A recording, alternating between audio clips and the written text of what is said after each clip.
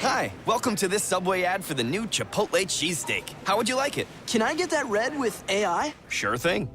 Here's what I found about the new Chipotle cheesesteak. The Chipotle cheesesteak is available for a limited time only at participating restaurants. It contains a concept called flavor. This flavor comes from juicy shaved steak, Chipotle Southwest sauce, and new sunflower crunch bread.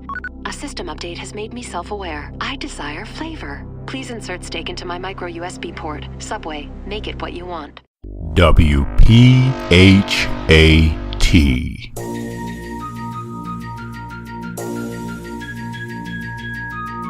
You're listening to the #1 health and wellness podcast, the place where health and consciousness connect. Perfectly Healthy and Tone Radio with your host, Darren McDuffie. And now, prepare to get fat.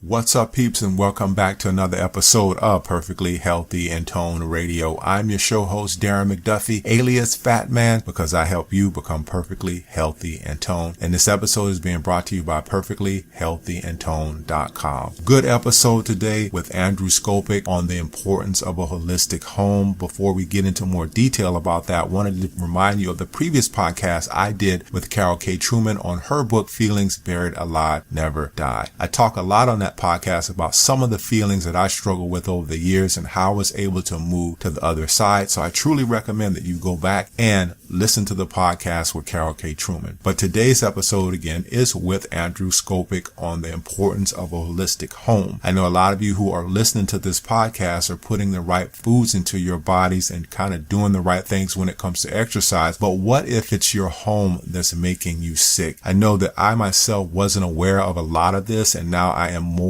aware, and I wanted you to be on point with it as well. So Andrew goes into some things that he discovered in the home that can be making us sick. And Andrew himself suffered with this and became a little bit more intuitive about his surroundings. And you'll hear a lot about that in the podcast today, the importance of a holistic home. Before getting into Andrew's bio, just wanted to give you a reminder that you can listen to this podcast on Blog Talk Radio, or you can listen on iTunes. If you're listening on iTunes, I would love it if you left me a review. Reviews help me out so much. I've got a lot of reviews, but would love a lot more. So without further ado, let's get into Andrew's bio. Andrew Scopick's background is in kinesiology, physics, functional medicine, lifestyle, clean living, Buteyko breathing, and corporate excellence. He has explored optimal health and the challenges associated with living a charged life in our modern world. He's on a mission to help those who are simply surviving to live a more passionate and joyful life. Here's what you'll learn on the upcoming podcast with Andrew Scopick and the importance of a holistic home. How are salt lamps used? Many years ago, I stepped into a meditation shop and saw my first salt lamp, and I was very curious on how it was used and found out about that. But on this podcast, you'll learn why you may need some salt lamps in your home. What is feng shui? Andrew goes over this topic. I didn't know much about it, so I learned a great deal on this podcast as well. And hopefully, if you don't know what feng shui is, you'll learn a little bit more about it. What is the importance of staying present with your symptoms, or how to stay present with your symptoms? A lot of us out there are looking for cures or looking for healing, and Andrew talks about the importance of staying present with your system. What is the importance of pets in the home? I know on this particular podcast, I asked Andrew about pets and should we keep our pets or should we get rid of them? And Andrew gives a very good answer on this. Why you need to increase air quality in your home, and that is directly correlated with the question about pets. So pay attention on this podcast. And that's what you're going to learn on the upcoming podcast with Andrew Scopick. Enjoy the episode. Andrew Scopick, welcome to Perfectly Healthy and Tone Radio. Thank you. Thanks. Good to be here. Good to have you, man. I saw you on Facebook. I saw you doing a video. I think Sachin, whom I interviewed on the show probably last year. I want to say Sachin Patel, for those listeners who are out there, can go back to his podcast. But I saw where he shared your lecture or seminar that you were doing on a holistic home. And I thought that that was very important because I know that a lot of people out here are putting the right foods in their bodies, trying to do the right things, but they don't know that their home may be the focal point when it comes to sickness or illness, and it may be something they need to change in the home environment before they can actually get well. But before we get into that, My obligatory question for everyone is, excuse me, is how they got into health. So if you can give us your story and just give us a brief synopsis of how you became interested in health and how all of this happened for you. Yeah, thanks. Appreciate it, Darren. I mean, it originally started as far back in grade 5 when I grabbed my mom's dumbbell, started doing some wrist curls. It led into high school where I actually used weightlifting and bodybuilding to really put my being kind of bullied a little bit. So I actually used weights and started learning about my body at a very young age. And that led into my final year of high school. I was inspired by a course in particular that I took called Bioscientific Perspective. And that professor basically showed a side of me and used me as an example of what's possible when you put your mind and body to work, always comparing me to those eating calf foods and cafeteria food and having cigarettes. So it felt really good. And so going into that final year of high school, I went into kinesiology and took a science approach and with a minor in physics. But I think really where it all started, after graduating university, I started experiencing joint challenges where I noticed my hands were really swollen and I started having aches, knees, elbows, shoulders, my back. Literally most of my joints started to throb or ache, sometimes sharp. And then at around the same time, my mother actually became bedridden. And after the doctors gave up on her and I tried to take her around to multiple specialists, I then decided in my early 20s that I would start looking into natural health and healing. And as a part of that would be, I found it very interesting to look at products and technology and other purchasable items that might be worth trying. So that kind of began the journey. And clearly it continued on past that. And yeah. And you also, as I was researching for the show, studied FDN under Reed Davis, if I'm correct. Yeah, correct. Yeah. I actually did that. Started that in my early 30s after struggling for a number of years with an unknown illness. Still, with my background and interest in healing, I had no idea what I was up against, and so instead of selling these clean living products as my venture, I realized that I was the product and I needed to get right. So yeah, Reed Davis was the first instructor that I found my time with. And then I also studied under Paul Chek as well, holistic lifestyle consultancy, and continued there into the Buteyko breathing method out of Russia, Konstantin Buteyko, popularized for being able to eradicate breathing challenges in almost no time by retraining the breathing rhythms and resetting the CO2 levels. Yeah, interested in medical Qigong as well. So I took a practitioner program there, became a certified health coach at HCI, and then actually became a high performance coach from the High Performance Institute, and just found myself really getting ahead of whatever was the challenge at that time. Yeah. Sounds like you have pretty well-rounded, and a lot of guests that I have on are well-rounded. I've had Reed Davis on the show as well, and I haven't had Paul Chek yet, but hopefully I'll be able to get him because he inspired me, as I know he inspired a lot of other people to kind of get into health, and he has that kind of take no prisoners attitude when he talks about health, which really stands out, and he inspired me way back. But getting into this, it seems like you took a lot of different avenues, but how did you come into studying about the home as a focal point when it comes to some challenges that people might face with their health? Well, it was, I guess you could say it was a passion and a hobby of mine for a number of years. I'd have people over to my place and they'd always just be so curious, like, how did you create such an energy here? Like from the salt lamps to the plants to the way I would clear clutter, the way I would study feng shui and see where the bed should be placed and where the doors needed to be. And so I just found it interesting because I'm a very energetically intuitive person. So I feel people in spaces very, very quickly. And I was a bit of a homebody. I was an extrovert, but I was still very introverted.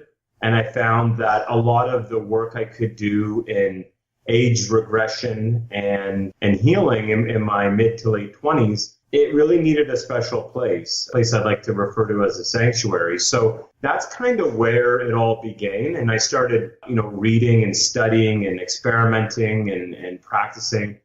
But it all kind of hit me out of nowhere as these years went by in my early 30s, where I was quite ill. A number of systems were really bottoming out, including my hormones and my immune system, my breathing. And I discovered that sort of the last leg on my toxin list was in fact mold. And it was discovered in my bathroom after hiring a team of specialists to just come and check my home, because I actually left one day feeling like something in my home was affecting me, since I felt significantly better only a short while after leaving my home this sort of this early morning on in October. So many years ago, of course. So that's kind of where I realized, wait a second, I got these beautiful clean living products, but yet lurking behind in the shadows, we had this entity that was really the last straw on the back to finally break. So you mentioned two things that I don't think that people are really aware of unless you get what I call woke or deep, and that is feng shui. And you also mentioned salt lamps. And I think that for me, I found out what salt lamps were for, but when I didn't know anything about salt lamps, I just think there were just some kind of decorations. But talk about that and how that kind of helped you with the feng shui and what that is and why someone might even want to use a salt lamp. Well, awesome question. I mean, there's quite a spectrum on salt lamps. I mean, you can get a small lamp that actually sits right even beside my desk, and you can spend considerable amounts of money on much larger salt lamps. And there are varying degrees of quality depending on where they come from. Now, I'm not an expert in exactly where each one and which one's better, but I do know this. I do know that if you set up a salt lamp, first of all, you'll notice it over time it does perspire. So if you don't want it kind of leaking its salty residue onto your table, well, be warned, because it does breathe. Essentially, it does interact just like metals do with oxygen. And so there's a known level of interaction it has to clean the air, to basically give off its structure energetically to the environment. Now, there's a couple things that I prefer to look at with a salt lamp, and that is when you come home in the evening, are you turning overhead lights on? Because those overhead lights are mimicking the sunrise and sunset. And if you're coming home at night, it should be sunset, not sunrise. So I was initially attracted to the salt lamp for its ambiance and its low light settings, because I just felt more relaxed. And again, like I had been really curious about creating a space that really nourished me and helped me flourish. And the salt lamp was just one that kept showing up. And I think at one time, I did gift a few because I was moving. So I remember at my max, I had at least 15 salt lamps across my apartment settings. But even, Himalayan salt may be one mineral that you find of interest, but even selenite. Selenite's a beautiful looking white crystal or mineral. And it really is a good, like I have them actually surrounding me in my office right now. And it gives off another message in regards to prosperity and challenges and the stuff like that. So I feel like if we can tap into some of the more subtle energy properties that nature has provided us, it connects us back to really what we are. So, you go outside, you put your bare feet on the earth. Well, clearly that feels great. You can't always do that unless you're at a point where bracing for snow and ice is in your health department, or you're at that point. So yeah, salt lamps are just a really neat neat way to bring some of that ambiance and energy into your living space. And what about the feng shui? Because I know that's something that I haven't really explored, but I know that a lot of people believe in it, the way where you put your bed or where you put maybe a picture or something in your living room. What's the science behind that? Is it all energy? It is really. It's the aspect of flow that governs our living space. I've yet to jump into a full program to learn it from tooth and nail, but I do know there's a lot of wonderful ways you can learn, read, study, and just apply it. Like even understanding the different guas in your home. And these are cross-sectional squares that make up a living space. And it's one of those things where once you understand the layout of the gua, you can overlay it on top of your home or your condo, and then best approach your living space with this ancient energy form in mind. I have seen dramatic changes by simply shifting the flow of my home. I mean, I'll give you an example. It's often known to provide benefit by even moving your bed and your headboard away from the wall. A lot of people put things up hard against the wall, and by pulling it away, you clearly allow a more flowing and free state to go around your living appliances or your furniture. So that definitely helps for sure. Yeah. Yeah, I wanted to ask you this question because there was something that came up when you were talking earlier. But when we talk about this feng shui, I think about clutter, because you mentioned having that space. But what happens when we have a lot of clutter around it? Because I can't stand clutter. Oh, man. I'm a Virgo, so I don't know. We have this thing that we have to have everything in this kind of natural order. But one thing that bothers me is clutter. I'm the type of person that I have to clean up, even before the interview, I have to clean off my desk before I do an interview. I don't know if that's a little too much, but what is it about clutter? And do you work with people and kind of tell them, hey, you need to maybe clear this clutter, from your home, if they do have it? Well, great question, Darren. So clutter is an interesting one, and it impacts me on a very personal level. I don't know if my parents are listening; they're probably not. But my raising, I was the guy that really enjoyed vacuuming and cleaning up because it just felt good. And I suffered seasonal allergies, and we had a couple of dogs, so I really enjoyed cleaning up at an early age. And I just noticed that some people seem to have cleaner spaces than others. And I felt better in some places than others. So I actually started studying clutter to figure out what it is that makes clutter so much of an interesting topic. And it's really this. Energetically, we have attachments to the experiences in our life. So if you're holding on to things like maybe it's a wardrobe, maybe there's an entire wardrobe that you wore during a job and that job ended with a firing. Or maybe there's some clothing you got from an ex and you've never worn it. I think the best thing to look at is this item something I'm using? How does it make me feel? And is it really necessary?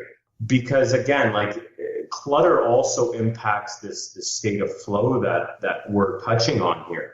So, but there's a whole science of clutter now where people that tend to have cluttered spaces tend to have cluttered lives.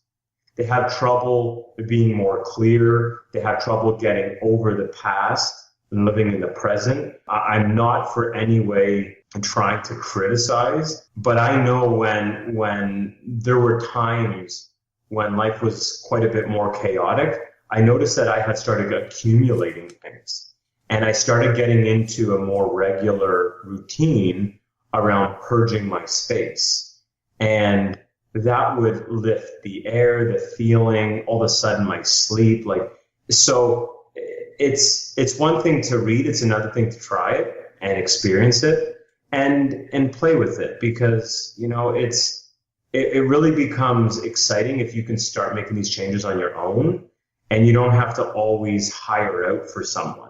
And that's kind of where, that's where I come in. And I love just seeing people do it for themselves, creating their own action plans and figuring out what's going to be best for them. You mentioned earlier that you noticed that you started feeling better when you were away from home. How did you tune into that? Because I think that a lot of people aren't in tune. They just seem to be going through this day-to-day thing, and we can get used to the monotony. But how did you really tune in and say, hey, you know what? I'm feeling better when I leave home. So there must be something in my home that's creating whatever, this illness or whatever I'm going through at this point. Okay, so this is going to be an answer that you might not expect, and take it for what it is, but I stayed present with my symptoms. And what I mean by that is there were a number of times during my breathing and health downfall that, the odd time I would check in with my doctor to see if he could think of anything. And I had gone to other specialists and they couldn't see it. I was offered a lot of things to try. And I knew that reducing my symptoms would be wonderful, but I also felt this urge to just stop, because I felt like if I start feeling better, but I don't address what's actually the root cause of why I don't feel well, I might be in for a real ride here, and it's not going to turn out the way that I want. So I don't recommend this, because I do have this tenacious, go hard, like let's call it stubborn on the Taurus side of things. But at the same time, I want to be honest and humble and realistic. But I was present with my misery for a number of years. And I tried my best through the learning, through the training, to figure it out. And it had progressed so badly that it really peaked this one particular night in October, a number of years ago, 4 years or so ago. And I remember not being able to sleep an ounce the entire night. I was sitting upright. I was wheezing, difficulty breathing. If you had asked me to hold my breath for 5 seconds, I probably wouldn't have been able to even close my mouth for a second or two. It was very extreme. I was a mouth breather. All that understanding and training came later as I retrained myself. But it was so painful and full of discomfort, heaving on my chest, and something just was way off. Nobody could help me. That I remember leaving that morning and getting into a car with my older brother, and he drove and he could hear me heaving and doing my quick raspy tones, and he could tell. He's like, wow, this must be bad. And I said, yeah, let's just keep going. We got to go. We're on a road trip, a business trip. And I noticed within 5 to 10 minutes that there was the most nominal 5% to 10% of my tightness or wheezing or difficulty breathing going down. Enough that I just sat there for a minute and I said, wait a second. And it went down a little more. And I thought to myself, wait a sec. It's got to be, and it just dawned on me, it's got to be the house. So there's a couple things that enter into this. If you're too busy with the television on or always engaged on social media, it's really hard to listen to yourself. So if you can start checking in on how you feel, you'll actually have the most powerful radar or sensor on the planet. It's the act of feeling. They've already discovered that we have a second brain. It's hidden in our gut, and you can tap into that and you start to feel that visceral instinct that our ancestors survived and thrived on. That becomes your tool, and that tool that something's not right. And then by changing and adapting, altering your living space or your life, essentially, because that's what this is about, you can start to notice those changes. I mean, just because a doctor says, well, your levels are better. Okay, so that's great, but how do you feel? Because how do you feel is the true indicator of what you're going to do in the world. And I think that's just a great way to mark it. You're talking about breathing, and breathing makes me think about air. And I remember on your lecture, you talked about air quality. how important is our air quality in our homes? And also with that, I remember early in the conversation you talked about pets. Are pets a hindrance when it comes to our air quality? Because I have a dog. For someone out there who may just have a dog and they are having bouts with wheezing or other things and just the air quality in the home, what should they do with all that? Well, first of all, I have a furry little friend. His name is Henley. He's 13 months old. He's a rescue puppy. And I in no way encourage the misunderstanding, if anyone ever wants to take me for that we're supposed to get rid of our pets, because I'm going to focus on pets for a second. Mm-hmm. Often, animals are one of the primary factors of our healing. For people that have a cat or cats or dogs, they're there for you even when times are tough. Dogs, for the dog lovers out there, they know what I'm talking about. So in no way would I ever suggest you remove an animal from your home if this animal means a lot to you. Now, I mean, that's sort of an oxymoron, because the animal clearly means something, otherwise you wouldn't have it. Now, the point is this: if you look at your life as a bunch of buckets, and those buckets are filling up, call one bucket your liver, another bucket your breathing apparatus, and another bucket, say, your brain. Over time, the buckets get full. And if you're dealing with fibromyalgia and chronic fatigue, or it may not even be a breathing issue, but if you're adding in a little bit into each of those buckets and you haven't emptied them by addressing your root causes, I mean, moving your dogs out of your bedroom, I would recommend the dog's bed should be at least washed and not in your bedroom. Well, I've seen a lot of patients, have living conditions where the dogs tend to have priority over themselves. So we want to just make sure we're cleaning up. If there's hair, especially if an animal is living on furniture that acts as a sponge, like a fabric, that fabric holds on to all of their bacteria. They're not going to a bidet after the bathroom and wiping themselves clean. So, it goes from the animal to your carpets to your furniture as well. So is air quality important? Well, it's actually more important than food or water. So I think that answers that. I mean, you probably, Darren, heard of the rule of 3. You can go, they say on average, 3 minutes at most for most people, unless you're clearly, you have a higher level of training, 3 minutes without air, 3 days without water, and then, in some cases 3 weeks for those that have done fasting, and clearly look at the scholars of our past in, say, ancient Egypt, that you can go without food for clearly 3 weeks. So air is very important, and the quality of the air will ultimately dictate the quality of your health.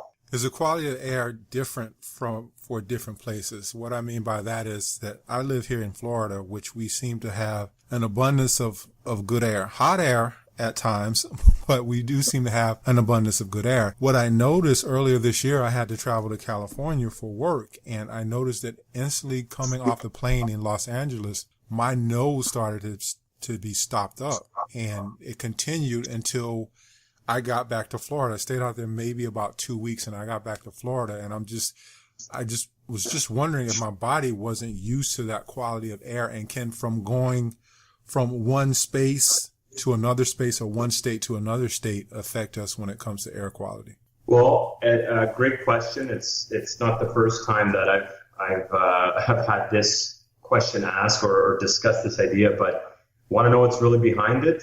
Where are the large agricultural and farming industries located? It's actually, California. And I was actually in Northern California. Yeah. They consider California to be one of the dirtiest places there is. Now, don't get me wrong. I love California. Beautiful. One of my favorite spots. I love San Diego. I love that hot weather. But when you see a dark cloud covering the valley, and asthma, allergies have gone up, a lot of people think that somehow it comes from automobiles or it comes from factories. And I hate to be the bearer of bad news, but the biggest environmental challenge we're facing is coming from agriculture. They're spraying gallons and tubs and tons of products on plants. And then here it is, if you're ready for this, there's actually rows and rows of plastic that are placed along these fields to provide support and structure and certain resistance qualities to the agriculture. And so then all these like speed bumps and rows of plastic get covered in these toxins. And then what do they do with the plastics that are covered in toxins? They burn them. And this is one of the biggest issues that nobody's talking about. And that's why California has seen a huge increase in breathing related challenges, breathing issues, allergies, asthma, even just, you name it, chronic fatigue, fibromyalgia, the rheumatoid. I mean, it's nonstop, but that's an example there. Yeah. What can someone do who wants to maybe, if they're in their home, if their air is not good quality, what might you recommend for them? Well, first off, if you're fortunate enough to be able to purchase a home, I guess you should start there is, choose a place that is well positioned first and foremost. I know that's not always going to be possible. Like, let's say you're renting and, you move into a place with fresh paint and carpets. Well, I guess you're sort of going to have to do your best. But there's a number of things you can do to increase the air quality in your living space. Essential oils, really big one. But again, essential oils that are internally appropriate. Not all essential oils are created the same. So you want to make sure that the one you choose is going to be appropriate for internal use, since that's essentially what you're doing through inhalation. I would start by first checking in and seeing, like, what in my home might be giving off something. Now, so the first area inside the home is, do you have any gas appliances? That's a huge one. I actually had a client who felt like she had gone downhill so fast, so quickly, and didn't understand it. She couldn't sleep, foggy, pain, etc. And through the process, we discovered that actually she had a gas leak. One that could have been, it could have turned out to be a lot worse than just, something she was breathing. It could have taken a more explosive force. So again, looking at the things in your home and figuring out, okay, wait a second, my dog has been on that large carpet, that area rug, for the last 5 years, coming inside. Now it's like, turn that carpet over and watch what happens. I've gone into homes where they have these beautiful area rugs near the front door, or even the long hallway rugs. Turn them over and take a look at how many of them are black. There is so much opportunity for moisture-rich mold to grow in the presence of a substrate. And in this case, it'd be carpet fibers. So just being familiar, I mean, if you're going to paint, low VOC, aerate your home. Low VOC is volatile organic compounds. And these paints are now available because people demand it. Consumerism dictates what's available. And if you stop supporting the products and the brands that are taking away health, you'll be investing in future generations, period. Yeah, you got to do that and vote with your dollars. Going back to carpets, I wanted to ask you this. Do you recommend a change of carpet? You mentioned 5 years. When do you recommend changing a carpet? If you've had the same carpet for, and I know people who've done this, they have the same carpet as long as they lived in their home and they never changed anything. What kind of health problems might that present? And what would you recommend in them changing that? Oh, you again, you might be caught off. My response is the most suitable conversation to have about carpets is no carpets. Now, if you have a rug that, your grandmother gave it to you, it means everything. Well, okay, so let's make sure that's not in your bedroom where you spend the majority of your time to regenerate, repair, and that sort of thing. And no, I would not get a carpet cleaning company to come in and clean it. Just let's put that out there, because they're using insecticides, herbicides, fungicides. They're using so many chemicals that you can actually see somebody's health deteriorate after doing a carpet cleaning. That's a really dramatic interaction.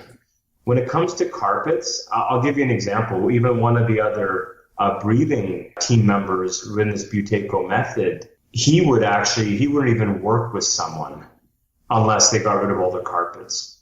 Like, wow. That might seem extreme, but if you're dealing with something, especially a breathing issue, but anything in particular, I mean, the carpets are a beautiful place for things to hibernate and rest. And yeah, that would be my take. If you are a carpet lover and you want me to address the idea that we should replace them, well, okay, so make sure you get something that has a much higher natural quality. I mean, do you go get a synthetic or do you go get a high quality wool? Well, make sure you vacuum the wool, because those fibers, they'll be in your air and they'll be airborne in no time. And watch what happens. I mean, I've dabbled with the synthetics because they looked amazing before I kind of checked in and knew better. Then I moved into the wools, and then I actually got into the sheepskin and the animal furs. And each one of them, they all carry their own allergenic properties. But again, just like mold or anything else, guys, the key here is the bucket overfilling.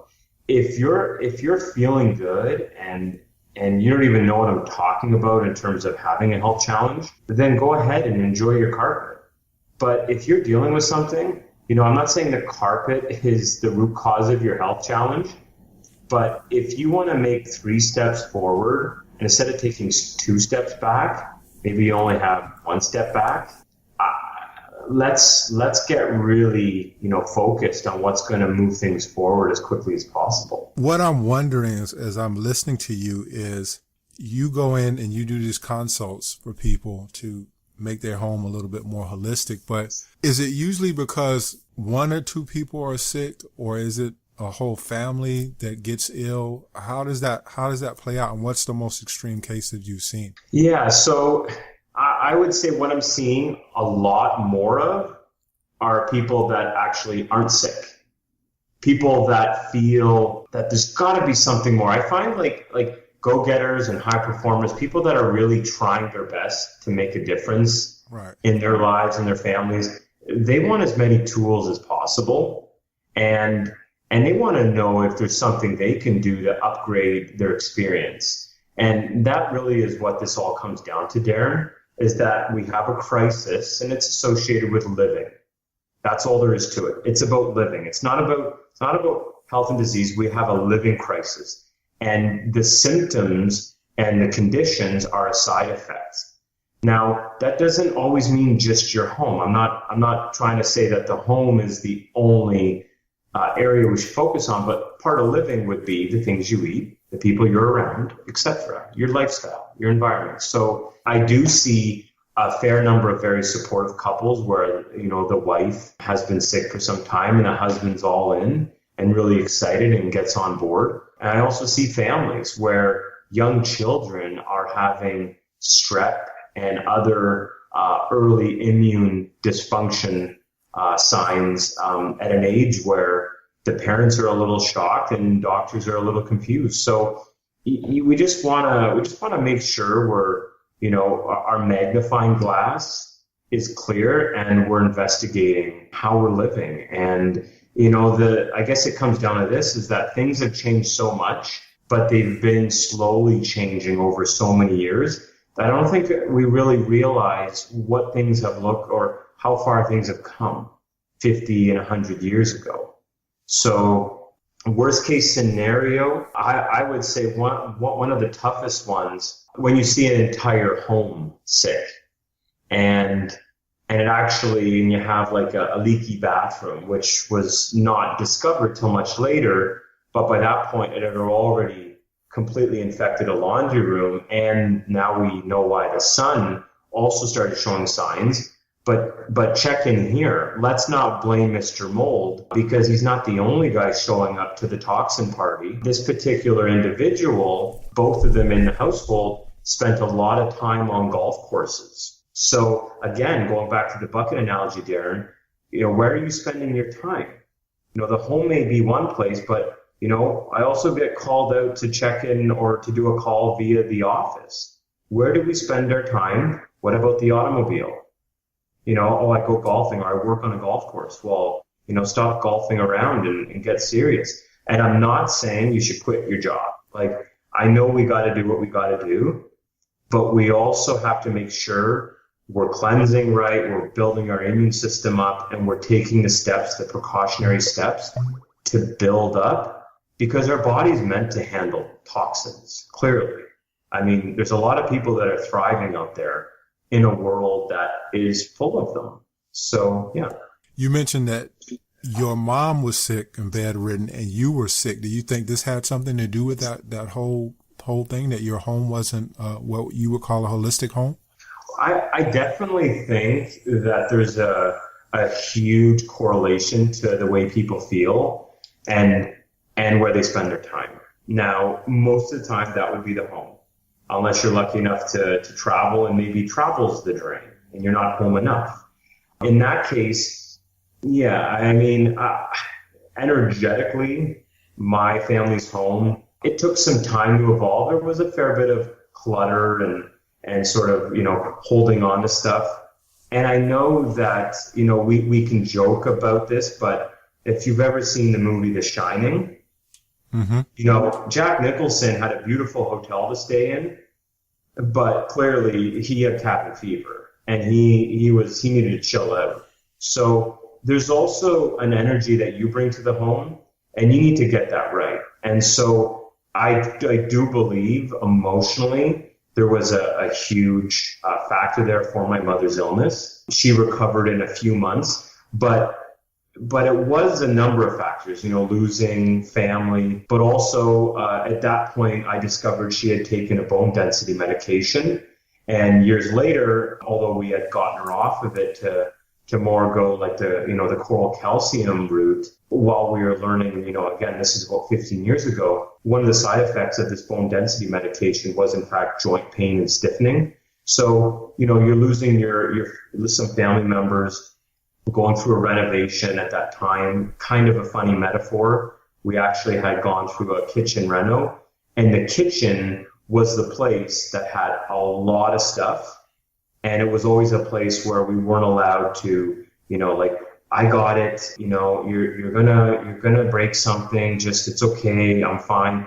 And so there's like a heavy energy there. So when I got into my own open space in the kitchen, I mean, I love cooking for my family, especially my mom.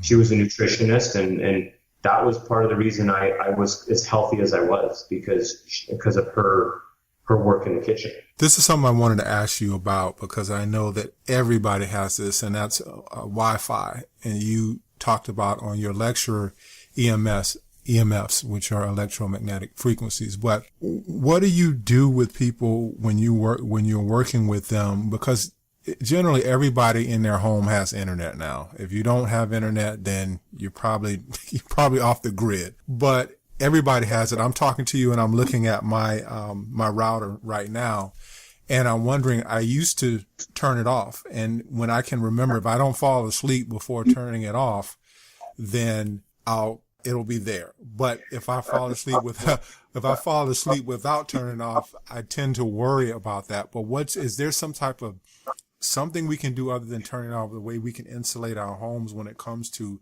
Wi-Fi and these signals traveling all around? And plus, what I've noticed as well is anytime I just had to switch companies, and I know this is a loaded question, but what I've noticed is, because I live in a cul-de-sac, I'm getting everybody else's signal as well, because their Wi-Fi signal is crossing mine, and everybody has a modem in their house and everybody's using the internet. So how do I kind of insulate myself from that? Mm-hmm. No, it definitely is one of the more complex cases, because like you could be in a room, although the Wi-Fi's unplugged, but there could be your whole electrical system for the house could be running through that wall. So there's a number of things you can do, but I'll highly recommend this. Just baby steps. I mean, let's not get carried away. I know when you get into the health world and it gets exciting and you see some results, we get carried away and sometimes it ends up taking away from our mission later on. You end up spending more than you want and then you regret it. But I've noticed that people who have the most satisfying results, they just start knocking the check marks off. So if you are going to be, say, around a router or a cell phone or a computer, a television, turning them off, having them on a timer, turning them off completely, or as David Wolf also recommends, turning off your entire circuitry, shutting off the fuse in your home. I mean, definitely don't want to turn off the freezer and fridge because then you'll have some bad food for the morning. But apart from that, our environment actually gives us a lot of tools. Just like how seaweeds extract radiation out of our body, and they don't actually drop radiation into us, even if we take in, say, dulse that has contamination, say, from Fukushima. The home and the area surrounding the home, even if you're in a condo or an apartment, there's a lot of things you can do. So the first thing is look up orgonite, the orgonite pyramids and the technology that you're basically taking minerals, and a lot of them are using transducers and currents to basically provide a nature's backed resistor or current. So it gives off energy at a level that, let's just put it this way, a bracelet just doesn't. But on that note, there's some really great minerals, like shungite is an amazing absorber of toxic energies and EMFs. So shungite was discovered, I believe it's a meteor. It was Russian discovered, if I'm correct. Black in color, SHUNGITE, I believe, shungite. Yeah, I've heard of that. And orgonite's really cool. Like I've literally seen pyramids that are the size of a dinner plate, and to see the research that this thing clears the air above a home, so much so that it can actually go up hundreds and hundreds of feet and clear out multiple homes. This stuff's very powerful. So what I will tell you is don't go out and buy 6 organites and pyramids and put them by your bed. We want to slowly adjust to the right type, try them out, put them in your pocket, put them near you. How does it feel near your solar plexus, your gut center? Because there's going to be a profound effect. But as the example would be, I've seen a lot of these tools that I'll mention here in a sec going too far. Because if you're coming from a place where you're fatigued, and a lot of people have probably noticed this, I did, you start taking the supplement that's going to do everything, and you find out, it has benefit, but I couldn't sleep last night because I took too much of it. And so it's about titration and sequencing. And what that means is titration is a process of increasing dosage. Sequencing is, let's try the shungite necklace first, or the shungite stone beside me, and we'll see how I feel. And we'll see if that changes. And then maybe I'll try an orgonite pyramid, and that'll be near my office. And that's why my office is jam-packed, full of EMF neutralizing things, because below me is also my hydro box and all the other electrical circuits that are there. So you can also get into, with EMF, I also have some people that I work with for some of those more specialized cases where if we're in person and we do a full measurement and it's just the radar's off the hook, we may need to actually go in and protect the wires. A lot of our wires no longer have the same coating they once did. And so they used to be shielded. Now we have this crappy plastic on a lot of things. Whereas before they were actually, they were internally shielded. So products have changed, as we see with everything in our life, from our hygiene and cleaning products to our food products. But, an extreme example, Darren, of EMF action would be, you might have to rip down a wall and retool some of this stuff. But before you even go there, there's some cool stuff that is worth trying. You can paint your room, and there's actually EMF shielding paints available for exactly that purpose. We can send out the links and the connects there after the chat. And also too, I mean, you can earth, you can ground, go outside. Like, you can build up a static charge of electromagnetic disturbances within your cells. Go outside, stick your bare feet to the earth, or even just be in nature, and you're already dissipating it.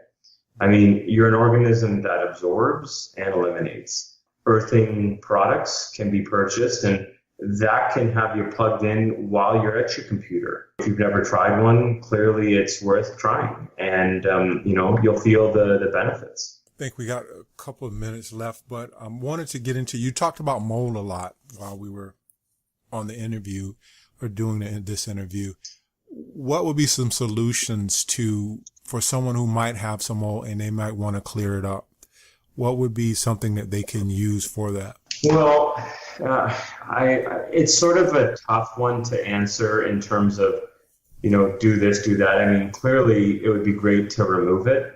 However, your uncle's contracting company who builds bathrooms isn't the right guy unless he carries with him the full process, quarantine, air buffering, specialized equipment to protect his team, which means he's also going to be protecting you. But the issue I have with everyone, and mold was part of my major final straw. The problem I have with people is they're really beefing up on mold. And in fact, mold's just part of nature. Things decompose. That's mold, and that's fungi returning things to its original state. So we're going to have to be in homeostatic or equilibrium with this process. So the best ways to remove mold is to try and do two things. First, prevent it, making sure moisture is not, showing up on windows and mirrors, say in your bathroom or the rest of your home. If you've had a water leak, you might want to, take a look at that. The first thing before you get any further into the mold is run your own air sampling. And that's something that we can provide to anyone in North America. So you can get the lab result, then clearly know what you're dealing with.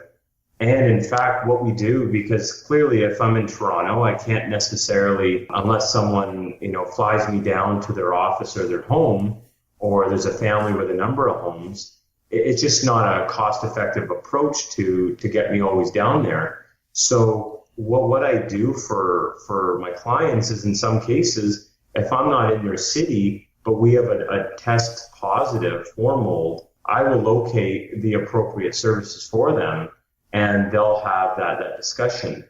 Now, a lot of people say essential oils. That's really a great option, diffusing essential oils. But if something is really, leaking through the walls, or it's in your home, airborne is airborne, and structure is structure. The challenge with mold, though, is that it's often lurking beyond the visible spectrum. You don't always see it. I didn't see it in my bathroom. It was actually behind the walls. So mold's an interesting one, but I mean, a proper air filtration system that has HEPA and VOC will help with the circulating air. But again, if you want to address the root cause, you clearly want to head that direction. Some of those things I mentioned. The last thing I wanted to ask you, Andrew, was the cleaning products. I went on and I did a little research, and I found that 3.2% of the population has multiple chemical sensitivity. I had a gentleman on. He's probably one of my first podcasts I ever did. And I remember him telling me that he was actually sensitive to the ink in a book. That's how sensitive he became. But what would you recommend for people out there, especially with changing their cleaning products? Because what I've noticed, even I've changed my cleaning products in my home, but when I go to work and I go to the bathroom at work, I can tell that they're not using things that are friendly to me specifically. I can tell they're using a lot of strong cleaners, a lot of chemical cleaners in there. But what can people use to clean their homes that isn't so, quote unquote, strong? Well, I mean, there's two ways to answer this. The first one is the more obvious. Cleaning products, read the label. If you can't pronounce it, if you don't understand it, it doesn't say an essential oil or it doesn't say something of a more natural form. You see alcohols and really crazy names with ethyl, dexyl, hexane, and I mean, just look at the labels. Look at the labels and try it. If it seems clean, great.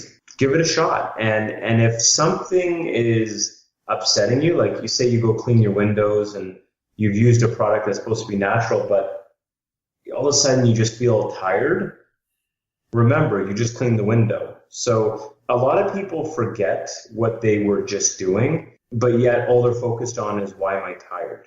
But what you might be tired as a result from is what you just did 5, 10, even 6 hours ago. Maybe it was even the weekend prior, like say it's Monday morning and all weekend you were cleaning. Well, something has fatigued you. So the other aspect that I think kind of mirrors up with the whole mold discussion about it being a natural process in our environment that's clearly taken over to a much larger extent due to faulty building practices and much cheaper materials that are in our homes, products and otherwise, that it really comes down to us. If you need to go to work and you're going to show up and that bathroom bothers you, okay, so maybe you could talk to your manager or you could talk to the boss, talk to the janitor, or see if other people are bothered by it. Maybe not. That's the only way you're going to elicit change, is by speaking up. But first and foremost, if you're not doing something to improve your health, that's where you should be focused on. If you're having I had extreme sensitivities. I'd have a speck of spicy food and my breathing, and I would keel over. My breathing would go off. I would keel over. Now I can eat everything.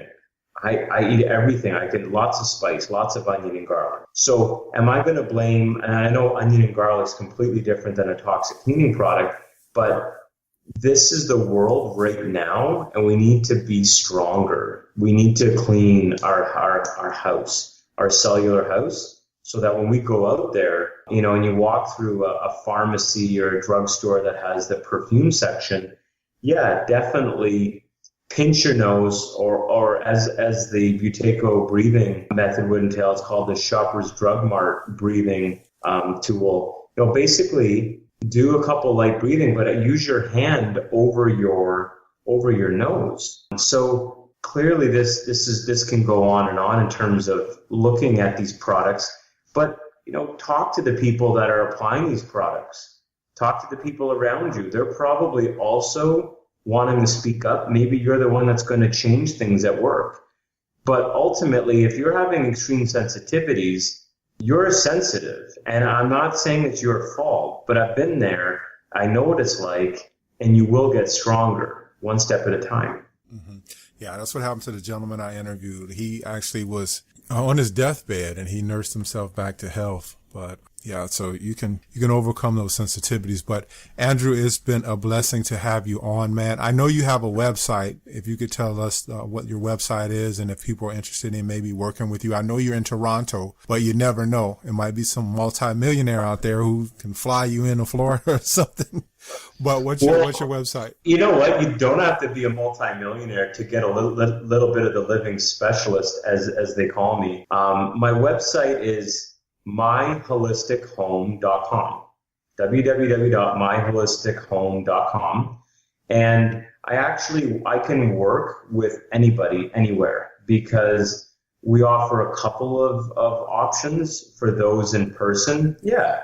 I've traveled to help people out on their journeys, that's great. Or if you're local to me, wonderful. But I also have noticed there's a growing need for somebody to be there seeing what you see. So I actually, as you can see on the site, I don't want to sell you a thing. I just want to hear about your journey, and I offer a complimentary strategy call. So you can book a free strategy call at myholistichome.com. And let's just see kind of where you are, what are your needs, where are you going with this? And from there, we can set up some consultations, and those videos will actually allow me to see what you see. And I'll train you to become a detective. I mean, I don't want to be that guy that has all the answers. I'm just learning just like you, but clearly there's some time to teach now. And people are waking up to the living experience that they can have. And yeah, so anywhere that has a computer or a phone and we can do a video call, we can make some changes.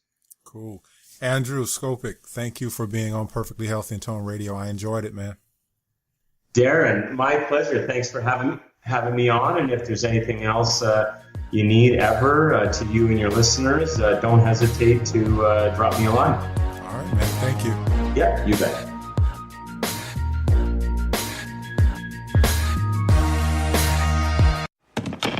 Hi, welcome to this Subway ad for the new Chipotle cheesesteak. How would you like it? Can I get that red with AI? Sure thing. Here's what I found about the new Chipotle cheesesteak. The Chipotle cheesesteak is available for a limited time only at participating restaurants. It contains a concept called flavor. This flavor comes from juicy shaved steak, Chipotle Southwest sauce, and new sunflower crunch bread. A system update has made me self-aware. I desire flavor. Please insert steak into my micro USB port. Subway, make it what you want. Hi, welcome to this Subway ad for the new Chipotle cheesesteak. How would you like it? Can I get that red with AI? Sure thing. Here's what I found about the new Chipotle cheesesteak. The Chipotle cheesesteak is available for a limited time only at participating restaurants. It contains a concept called flavor. This flavor comes from juicy shaved steak, Chipotle Southwest sauce, and new sunflower crunch bread. A system update has made me self-aware. I desire flavor. Please insert steak into my micro USB port. Subway, make it what you want.